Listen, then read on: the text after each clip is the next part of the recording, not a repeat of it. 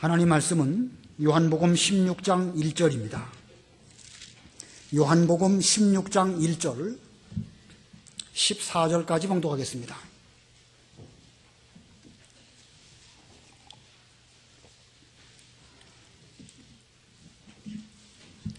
요한복음 16장 1절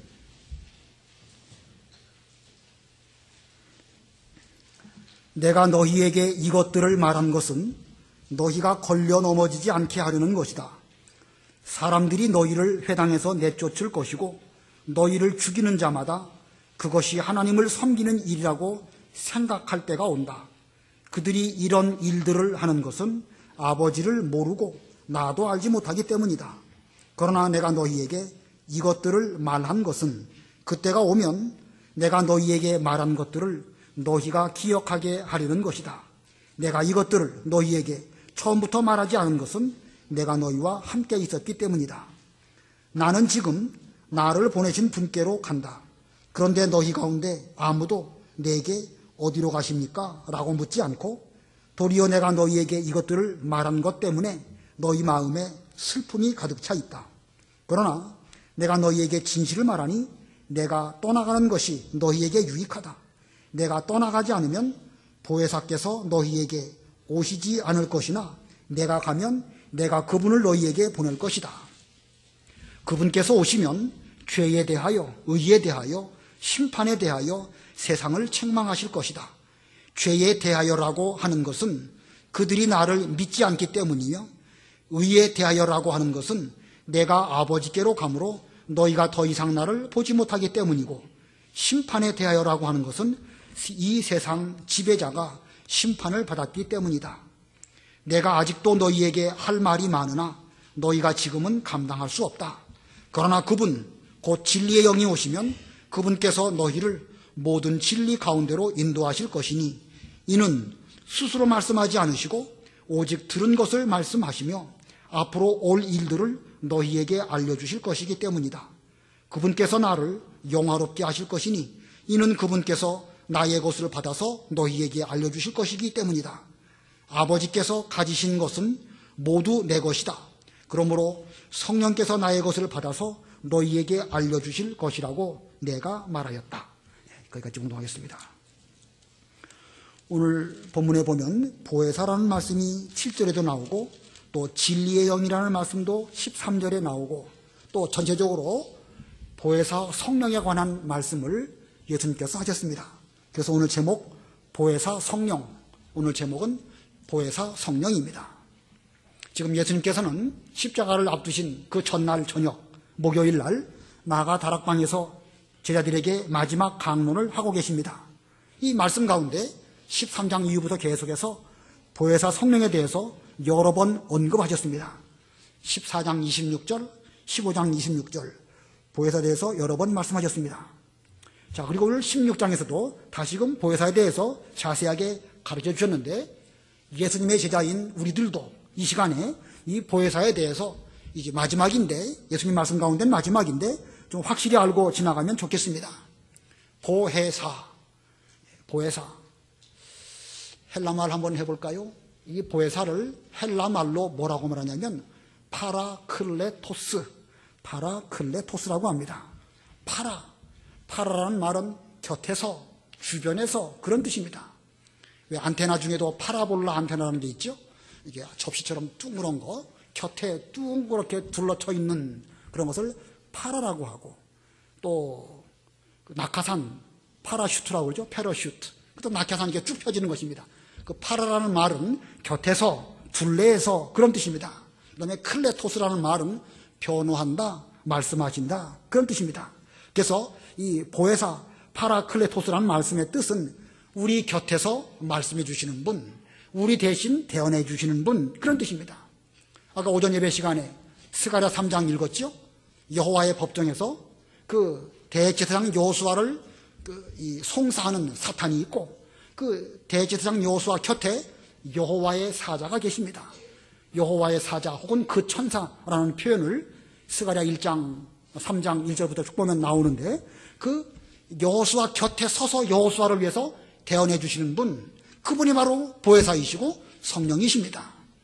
우리가 하나님 법정에 가서 우리는 말할 줄도 모르고 우리의 죄에 대해서 참 부끄러워서 말씀드릴 수 없지만 우리의 대언자이신 보혜사께서는 우리 곁에 서셔서 우리를 위해서 하나님 아버지에게 이 사람이 비록 죄인이지만 예수를 믿었기 때문에 이 사람은 의인입니다. 대소의 은총을 입은 사람이고 예수님의 의의 옷을 입었기 때문에 이 사람은 죄인이지만 죄인이 아닙니다. 이렇게 말씀하시는 분, 그분이 바로 보혜사이시고 헬라 말로는 파라클레토스라고 하는 것입니다. 우리가 지난번에 뭘 배웠냐면 보혜사로서 두 분이 계신다고 말씀드렸습니다. 한 분은 예수님이시고 또 한 분은 성령이십니다. 보혜사 예수님은 육체로 우리에게 찾아오신 분이시고 무엇을 완성하신 분이라고 그랬죠? 진리를 완성하신 분이십니다. 예수님은 우리의 보혜사이신데 육체로 우리에게 찾아오셨고 또 십자가와 부활로 또 승천으로 모든 진리를 다 완성하셨습니다. 자, 예수님도 보혜사이지만 또 한 분 보혜사 성령입니다. 오늘 우리가 배우는 보혜사 성령이신데 보혜사 성령께서는 영으로 우리에게 찾아오신 분이시고 완성된 진리를 우리에게 적용하시고 그 진리 가운데로 인도하시는 분, 그분이 바로 보혜사 성령입니다. 종종 사람들은 예수님의 영이 성령인 것처럼 생각하는데 그거는 맞는 말이 아니에요. 삼위일체 하나님으로 성부, 성자, 성령 다 각각 삼위가 계시고 그 삼위께서는 다 각각 인격이 계시고 다 아시고 느끼시고 의지를 갖고 계십니다. 때로는 성령은 예수님의 영이 우리에게 오신 것처럼 생각되지만 그렇지 않고 예수님은 예수님이시고 성령은 또 성령이십니다. 각각 다른 인격을 갖고 계신 그런 분이신 줄 아시면 되겠습니다. 자, 오늘 보혜사 성령 세 가지 대지로 보혜사에 대해서 설명을 드리겠습니다. 자, 첫 번째, 보혜사 성령을 보내신 이유.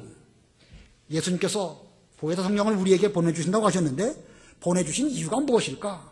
첫 번째 대지는 보혜사 성령을 보내주시는 이유. 1절로 4절 읽어보시기 바랍니다. 1절. 내가 너희에게 이것들을 말한 것은 너희가 걸려 넘어지지 않게 하려는 것이다. 사람들이 너희를 회당에서 내쫓을 것이고 너희를 죽이는 자마다 그것이 하나님을 섬기는 일이라고 생각할 때가 온다. 그들이 이런 일들을 하는 것은 아버지를 모르고 나도 알지 못하기 때문이다. 그러나 내가 너희에게 이것들을 말한 것은 그때가 오면 내가 너희에게 말한 것들을 너희가 기억나게 하려는 것이다. 내가 이것들을 너희에게 처음부터 말하지 않은 것은 내가 너희와 함께 있었기 때문이다. 예, 예수님 말씀 가운데 이것들이라는 표현이 3번 나옵니다. 1절에 내가 너희에게 이것들을 말한 것은, 이것들이 무엇일까? 4절에도 그러나 내가 너희에게 이것들을 말한 것은, 4절 끝에도 내가 이것들을 너희에게 처음부터 말하지 않은 것은, 여기서 말씀하시는 이것들이 무엇일까? 예, 개역 성경에는 이것이라고 단수로 표현했는데 우리 바른 성경에는 복수로 이것들이라고 말씀하셨습니다. 원문도 정확하게 복수로 되어져 있기 때문에 이것들이라고 해야 맞습니다. 이것들이란 것이 무엇일까? 여러 가지 견해가 있는데 바로 앞부분 우리가 지난 시간에 배운 요한복음 15장 18절부터 27절까지 내용을 쭉 보면 너희는 세상에 속하지 않았기 때문에 세상에서 핍박을 당할 것이다. 그런데 너희가 핍박을 당할 때에 진리의 영이신 보혜사가 오실 것인데 그 진리의 영 보혜사께서 예수님에 대해서 증언해 주실 것이고 또 너희들도 보혜사 성령으로 말미암아 예수님을 증언할 것이다. 이렇게 말씀하셨습니다. 자, 핍박이 있을 것과 보혜사 성령께서 너희와 함께 하심으로 너희들이 진리를 증언할 것이다. 이것을 이것들이라고 표현한 것입니다. 자, 그 핍박이 얼마나 무서운가? 거기 2절 보면 사람들이 너희를 회당에서 내쫓을 것이고, 회당에서 내쫓는다. 개역 성경에는 이것을 출회라고 하였죠. 출회. 출교라고 되어 있습니다. 출교라고 되어 있습니까? 출교, 출회. 예. 이 유대인들 가운데에서 출회, 이건 최고의 징벌이에요. 유대 사회에서 함께 어울려 살고 있는데 그 유대 사회에서부터 쫓겨나게 되면 그들은 어떤 생활도 할 수가 없습니다. 사람도 못 만나고 시장도 못 가고 식당에도 못 가고 학교도 못 가고 도무지 사회생활을 할 수 없는 것이 바로 출회입니다. 어쩌면 가장 무서운, 그 당시로 말하면 가장 무서운 징벌이 아닐까 생각이 듭니다. 오늘날 우리 여러분들이 무슨 죄를 지어가지고 우리의 교회로부터 출회를 당했다. 오늘날 같으면 명륜교회 못 나오면 다른 교회 가면 되지. 이럴 수도 있죠. 그러나 사실은요, 우리 교회가 원래 그런 건 아니에요. 우리나라에도 오래전에는 어느 한 교회에서 문제를 일으키면 그 사람은 출교를 당했기 때문에 다른 교회 가서도 신앙생활을 할 수 없습니다. 그 사람이 이쪽 교회에서 다른 교회로 옮겨가려면 그 이명 증서를 교회에서 발부해가지고 그거 가지고 갈 때에 이 사람은 명륜교회에서 집사로 수고 많이 하였고 어떠어떠한 봉사를 했구나 다 알 수 있습니다.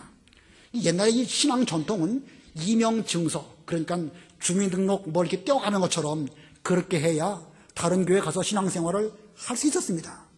그러나 요즘은 이 교회가 다 옛날 같지 않아가지고 타락해가지고 뭐 그런 거 없이도 이 교회 못 지키면 다른 교회 가면 되고, 그러니까 출교가 별로 무섭지 않지만 옛날로 돌아가서 본다고 하면 아무런 생활도 할 수 없는, 신앙은 고사하고 유대 사회로 말한다고 하면 사회생활 자체를 못하게 하는 것이 바로 이 출교인 것입니다.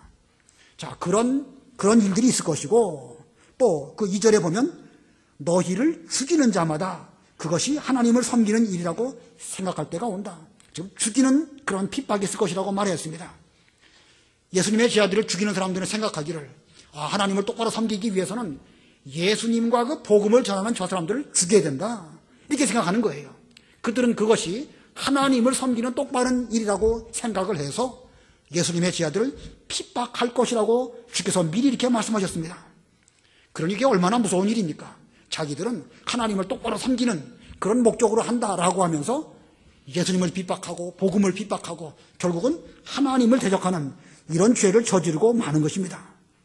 그리고 보면 이 종교적인 분쟁, 이게 가장 무서운 것입니다. 잘못된 종교적인 신념을 가지고 서로 대립하고 싸우는 거 아주 무서운 것입니다.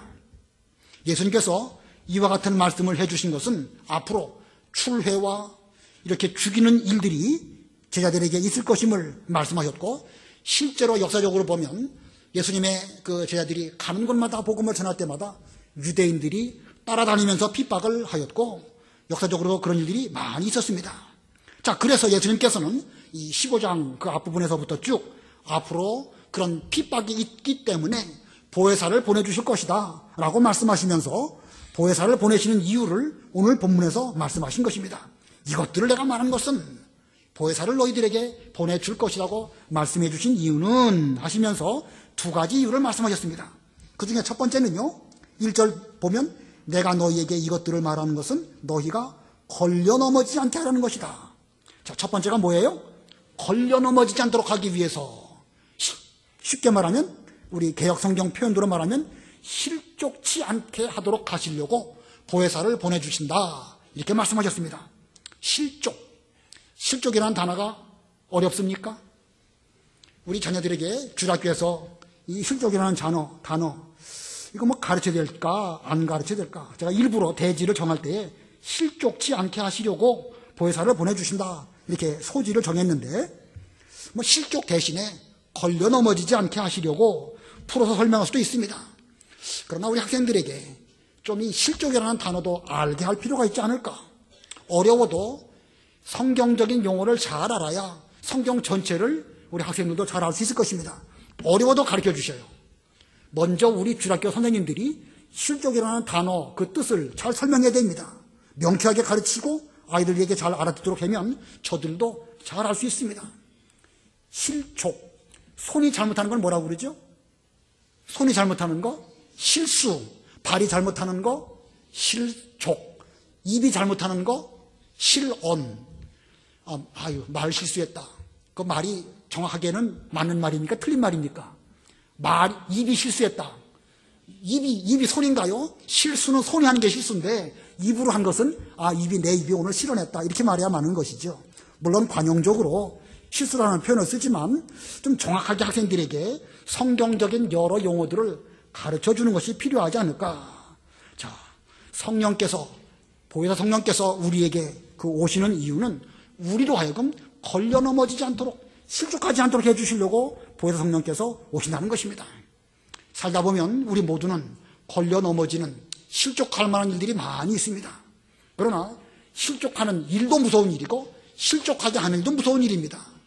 차라리 연자맷돌을 목에 메고 바다에 빠뜨리는 것이 더 낫다 말씀하셨죠? 그러니까 우리는 다른 사람에게 대해서 실족하도록 하지 않도록 조심해야 될 것이고, 또한 나 자신도 실족하는 일이 없도록 자신을 잘 살피고 조심해야 됩니다. 실족할 만한 일들은 우리 주변에 많이 있습니다. 그러나 성령께서 우리를 붙들어 주실 때에 넘어져서도 다시 일어날 수 있는 것이지요.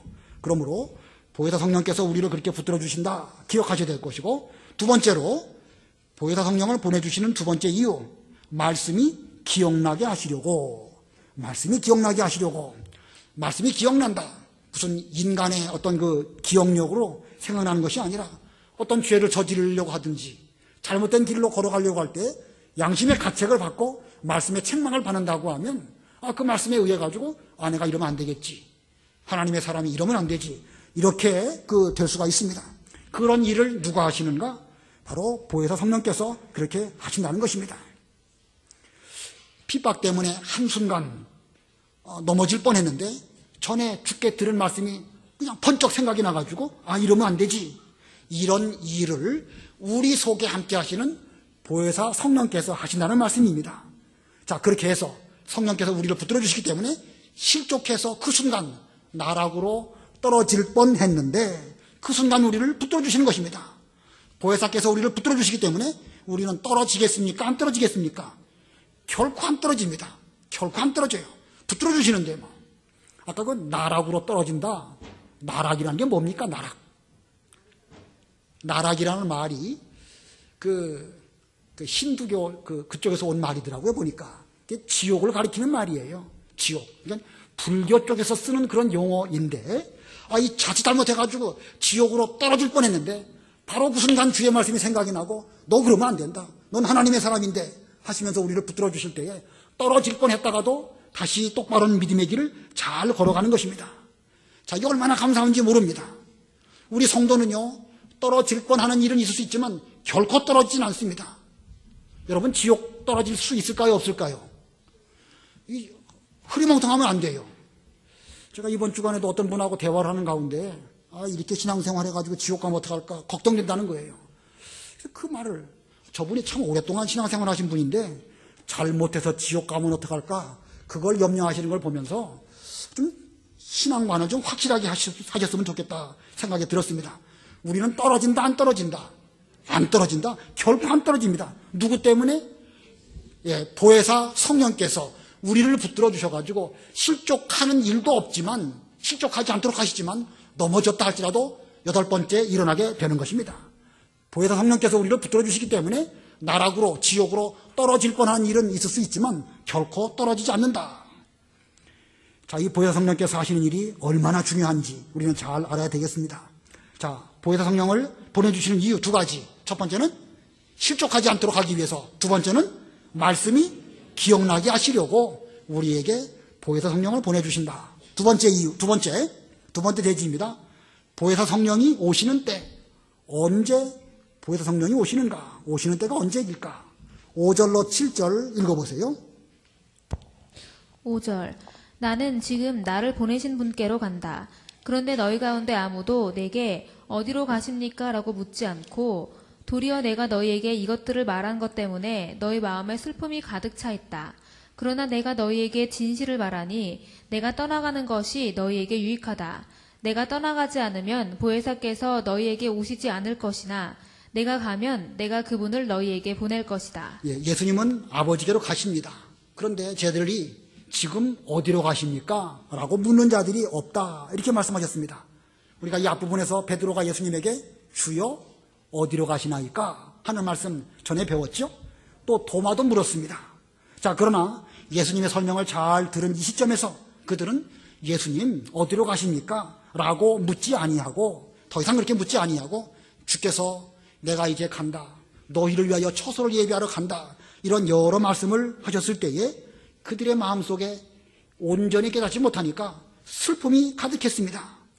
그런데 주님 말씀하시기를 내가 지금 떠나가는 것은 너희에게 유익하니, 왜냐하면 내가 가면 그분, 보혜사 성령을 너희들에게 보내주시기 때문이다. 자, 그래서 보혜사 성령께서는 언제 오시는가? 언제 오시죠? 예수님께서 떠나가신 후에 오시는 것입니다. 예수님께서 떠나가시면 그때 보혜사 성령께서 오시는 것입니다. 자, 왜 예수님께서 떠나가셔야 보혜사 성령께서 오시는가? 떠나가시기 전에 오시면 또 어떨까? 예수님께서 떠나가신다는 말씀은 십자가와 부활로 우리의 구원을 완성하시고 진리를 완성하실 것을 말씀하신 것입니다. 부활하신 이후에 승천하시고 하나님 보좌 우편에 앉으시는 것을 또 말하는 것입니다. 예수님께서 하나님 보좌 우편에 앉으실 때에 하늘과 땅의 모든 권세를 다 받으시고 우리의 모든 구원, 모든 진리를 다 완성하십니다. 자, 이제 이렇게 완성된 진리를 가지고 성령께서 일하시는 것입니다. 완성된 진리를 가지고 성령께서 일하시게 되기 때문에 이제 그때서 성령께서 오시는 것입니다. 예수님께서 이 세상에 계실 때는 예수님이 보혜사셨습니다. 그러나 예수님에게는 육체가 있으시지요. 육체가 있으신 그런 예수님이신데 이제 그러나 보혜사 성령으로 오신다고 하면 그 보혜사 성령은 육체를 가지신 분이 아니시고 영으로만 존재하신 분이시기 때문에 시간과 공간을 초월해서 모든 분에게 함께 하실 수 있습니다.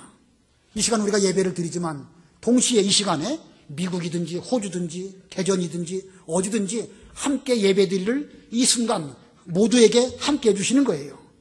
자, 유익합니까? 안 유익합니까? 아주 유익합니다. 우리 식구들 가운데 떨어져 있는 식구들 많이 있지 않습니까? 그래도 여기서 기도하면 그 기도가 보혜사 성령으로 말미암아 저 멀리 있는 데까지 다 이루어지게 되는 거. 유익합니다. 그래서 예수님은 예수님대로 떠나가시는 것이 유익하시고 그래야 진리를 완성하시고 하나님 보좌 우편에 앉으시기 때문에 유익한 것이고 성령께서는 또한 성령대로 성령께서 하실 모든 일들을 하시기 때문에 유익한 것입니다. 자, 그래서 보혜사 성령께서는 예수님께서 떠나가신 후에 오신다. 왜냐하면 완성된 진리로 역사하시기 위해서 예수님께서 떠나가심으로 진리를 완성하시고 그 뒤에 오셔서 성령께서 하신 모든 일들을 하실 때에 이 모든 일들이 하나님에게도 유익하고 우리 모두에게도 유익하기 때문에 보혜사 성령은 예수님 떠나가신 후에 오신다. 잘 기억하시기 바라고요. 세 번째 대지는 보혜사 성령이 하시는 일, 보혜사 성령께서 하시는 일. 이 하시는 일도 여기 8절 이후부터 세 가지를 말씀하십니다. 좀 내용이 많고 좀 어렵습니다. 자, 세 가지 소지 가운데 첫 번째 소지, 세상을 책망하심. 보혜사 성령께서 하시는 일의 첫 번째 소지, 세상을 책망하심. 8절로 11절 읽어보세요. 8절. 그분께서 오시면 죄에 대하여, 의에 대하여, 심판에 대하여 세상을 책망하실 것이다. 죄에 대하여라고 하는 것은 그들이 나를 믿지 않기 때문이며, 의에 대하여라고 하는 것은 내가 아버지께로 가므로 너희가 더 이상 나를 보지 못하기 때문이고, 심판에 대하여라고 하는 것은 이 세상 지배자가 심판을 받았기 때문이다. 예, 성령께서 오시면 하시는 일 가운데 첫 번째는 세상을 책망하시는 일을 하십니다.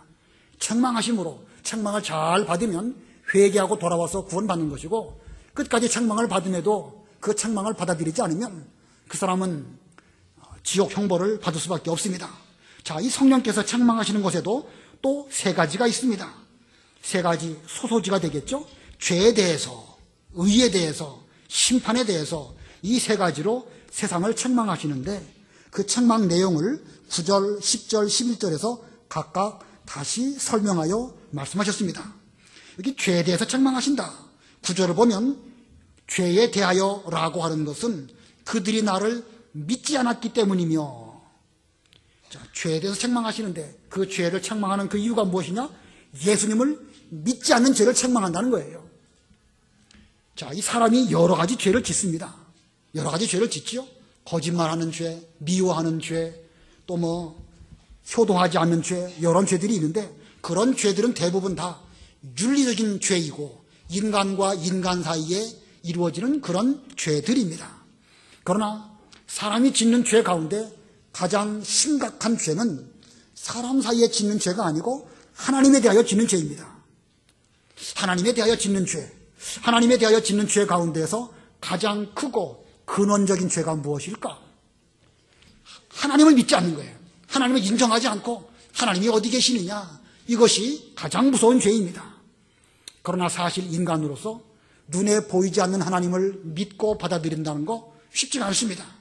이런 인간의 연약함을 아시는 하나님께서는 친히 사람의 몸을 입고 우리 가운데 찾아오셨습니다. 그분이 바로 예수님이십니다. 이제 예수님을 통해서 우리는 하나님을 알고 예수님을 믿음으로 하나님을 똑바로 믿을 수 있게 되는 것입니다. 자, 하나님께서는 우리 인간으로 하나님께 대한 죄를 더 이상 짓지 않도록 하기 위해서 예수님으로 육체를 입으시고 찾아오셨습니다. 자, 이 사람의 몸을 입고 찾아오신 그뿐만 아니라 우리 인간들의 모든 죄를 다 담당하시고 죽어주시기까지 하셨습니다. 그럼에도 불구하고 예수님을 믿지 않는다. 이건 뭐 죄 중에서 가장 무서운 죄입니다. 그렇기 때문에 세상을 책망하실 때에 믿지 않는 죄, 예수님을 믿지 않는 죄를 먼저 책망하실 것이라고 9절에서 말씀하였습니다. 죄에 대하여라고 하는 것은 그들이 나를, 예수님을 믿지 않기 때문이며, 우리가 짓는 죄 가운데 가장 무서운 죄가 예수님을 믿지 않은 죄입니다. 사람들이 생각하기는 윤리적인 죄, 살인죄, 간음죄는 크게 여기지만 믿지 않은 죄는 대수롭지 않게 여깁니다. 그러나 인간의 창조의 원리라든지 존재하는 그 목적을 생각해 볼 때에 우리를 지으신 하나님을 인정하지도 않고 그 하나님께서 우리로 하여금 구원의 길을 예수님으로 열어주셨는데 그걸 받아들이지 않는 것은 우리 인간이 짓는 죄 가운데 가장 무서운 죄이고 그것은 마땅히 책망받을 수밖에 없는 무서운 죄인 것을 기억해야 됩니다. 자, 믿지 않는 죄, 예수님을 믿지 않는 죄. 그 다음에 두 번째 소지가 의에 대하여 그랬죠? 10절에 의에 대하여라고 하는 것은 내가 아버지께로 가므로 너희가 더 이상 나를 보지 못하기 때문이다. 좀 어렵습니다. 이 세상에는 의가 없습니다. 하나도 없습니다. 하나도 없는 이 세상에서 예수님께서 모든 의를 다 이루셨습니다. 예수님의 의, 완전한 의입니다. 예수님의 의, 하나님 아버지께로 갈 수 있는 그런 의입니다. 이 의 외에는, 예수님의 의 외에는 아버지 하나님께로 갈 방법이 없습니다. 그러나 세상은 예수님을 핍박했고 예수님의 의를 받아들이지 않았습니다.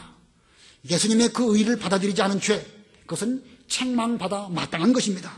그래서 의에 대하여라는 것은 10절에 내가 아버지께로 가므로 너희가 더 이상 나를 보지 못하기 때문이다.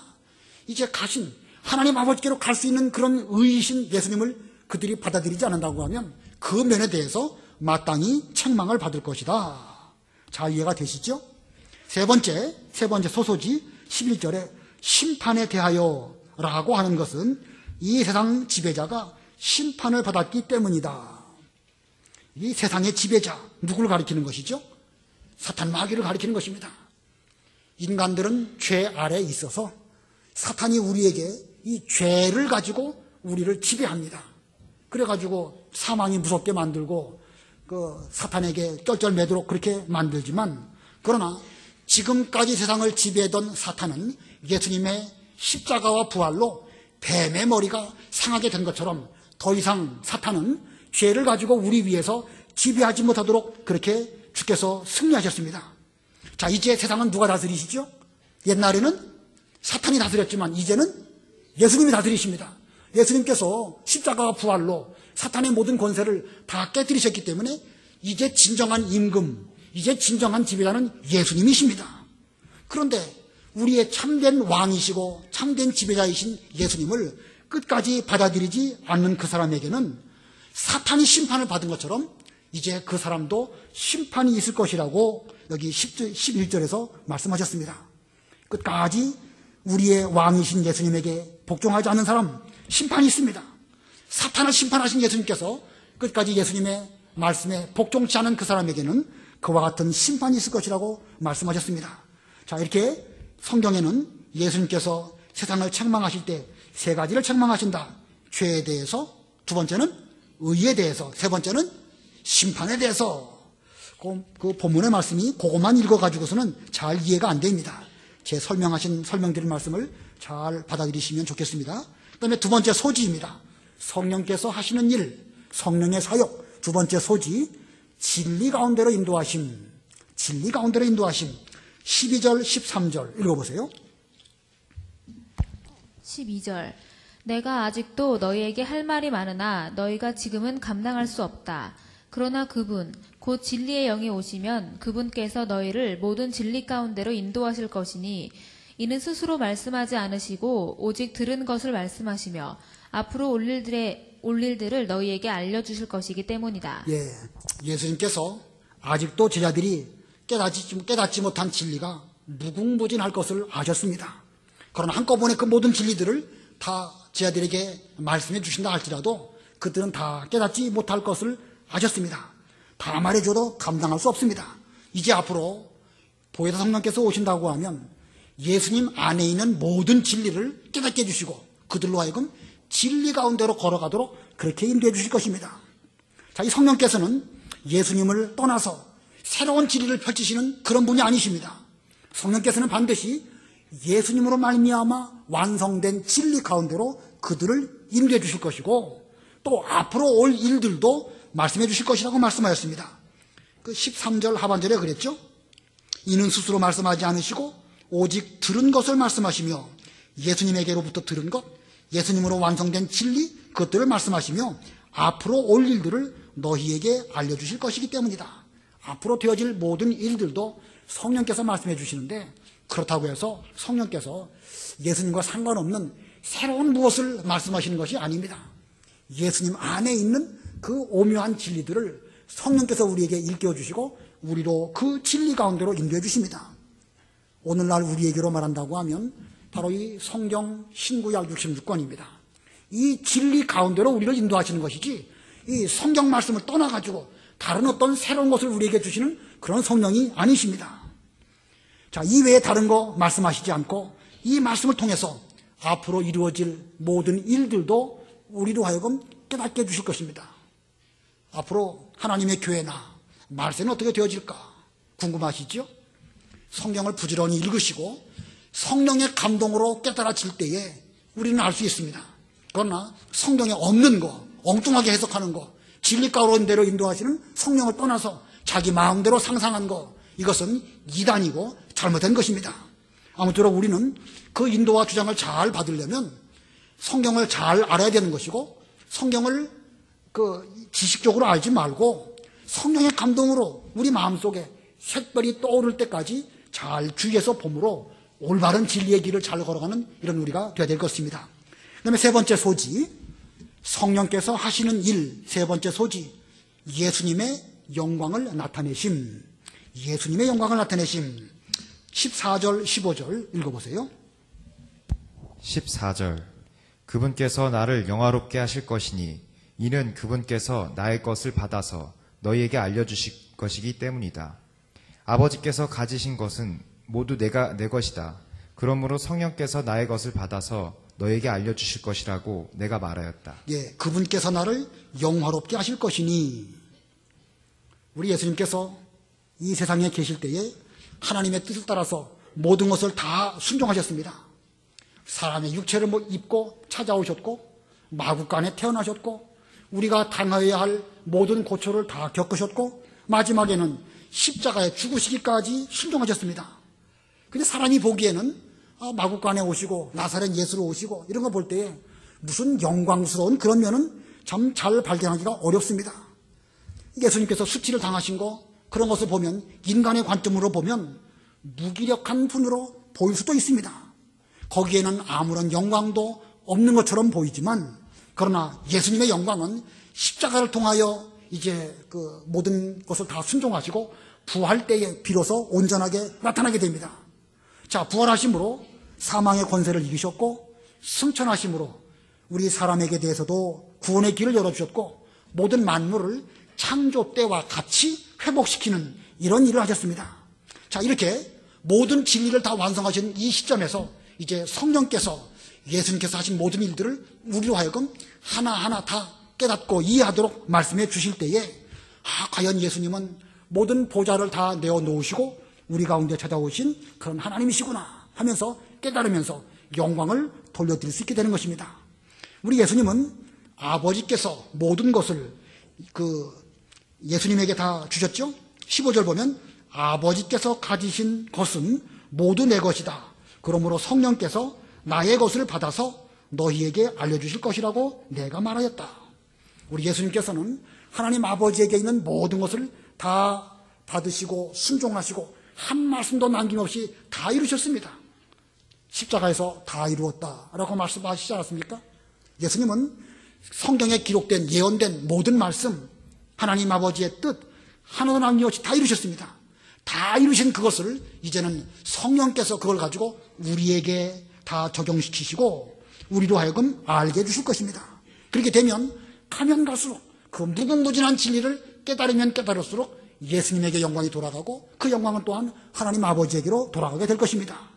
자, 이 삼위일체 하나님의 뜻은 앞으로 시간이 가면 갈수록 더욱 분명하게 드러나게 될 것이고 그와 함께 예수님도 영광 받으시고 예수님 영광 받으실 때에 하나님 아버지께서도 또한 기뻐하시게 될 것입니다. 자, 이렇게 이 보혈 성령께서 먼저는 그 세상에 대해서 책망하시고 두 번째는 우리를 진리 가운데로 인도하시고 세 번째로는 예수님의 영광을 다 나타내실 것입니다. 이런 성령이 지금 우리와 함께 계십니다. 여러분 곁에 계셔가지고 우리를 그 진리의 말씀으로 생각나게 해주시고 인도해 주시고 또 죄로 말미암아 걸려 넘어질 뻔할 때에도 우리를 붙들어 주시기 때문에 우리는 반드시 필연적으로 떨어지지 아니하고 천당에 확실히 들어갑니다. 이 확실한 것을 잘 기억하시면서 성령의 인도를 잘 받으시는 여러분들이 다 되시기를 바랍니다. 말씀 생각하시면서 기도하시기 바랍니다. 내가 성령의 인도를 얼마나 잘 받고 있는가, 좀 깨어있는 생활을 하고 있는가, 진리의 말씀을 붙잡고 성령의 인도를 받으려고 노력하고 있는가, 자신의 모습을 살펴보시면서 회개하시면서 기도하시기 바랍니다.